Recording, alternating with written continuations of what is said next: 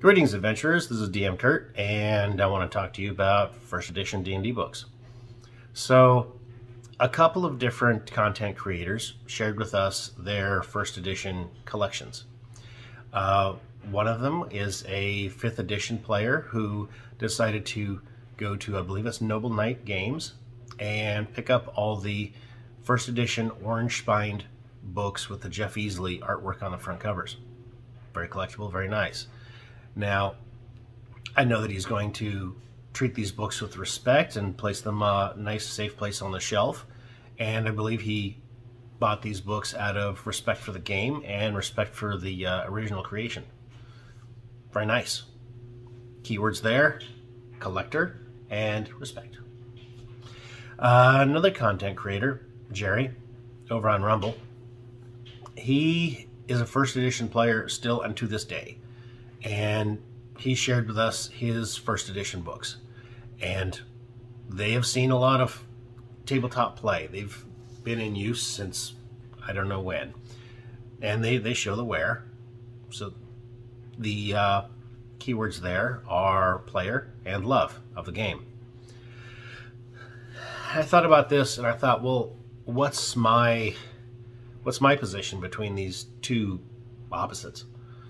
Well, I have most of the first edition books, and they are in basically every layer of condition between my deities and demigods, which has the Nuhan and Cthulhu mythos in them, and it's in very good condition. It sits in a manila envelope in the gun safe. Keep it nice and safe.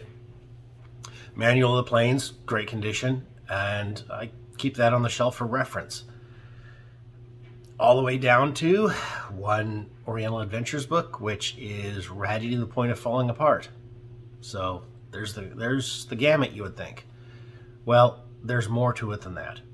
So if you don't want to pay eBay prices of hundreds of dollars for old books, you have another option.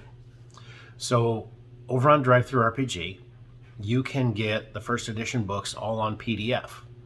Pretty cheap, and you could print them out, put those papers in sheet protectors in a 3-ring binder, or maybe have them bound. Or most of the first edition books you can have reprinted, print on demand. Here is Fiend Folio. Now it's softback, and to my knowledge, Fiend Folio was never produced in softback. It was always hardback, as far as I've ever seen Fiend Folio. But the interior, all the same stuff, all the same play, and now you have a brand new book for, I don't know, maybe 20, 25 bucks. Not a bad deal. Much better than eBay, I'll tell you that. Now, is there any problems with the print? Very little. I think the only problems I've seen here is when they scanned the front of this, some of the very smallest words at the very bottom are a little bit fuzzy. But do you really care about 1980 TSR Hobbies Inc. All Rights Reserved? That's not what you're playing this game for. You're playing for, hey, lava methods, cool. Hey, stun jelly. There's your monsters. There's a perfectly working, perfectly usable Fiend Folio if you want to still run some first edition games. Or, there's another option, hardback. Now when they do the hardback, it's not the original. That's not an original cover. Totally isn't. It's very obviously a reprint. But the inside of the book is exactly the same as the old one when it first rolled off the presses back in the 80s. Here we have treasure lists, typical inhabitants of a settled area,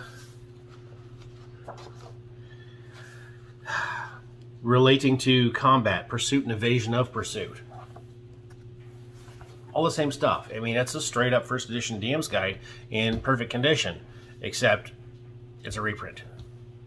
Now, what if you decide to get a boxed set on Drivethrurpg? They don't offer boxed sets as such. Now, the Dark Sun campaign, that was a boxed set. What do you do if you want that? Well, Drivethrurpg does have it, but it's in a book form. They might have had hardback. I got softback, whatever. The only problem is no pull-out maps. All the pull-out maps were scanned as individual 8.5 by 11 or whatever it is, close to 8.5 by 11 pages in the book, not pull-out. That's unfortunate because I'm a sucker for great big giant pull-out maps.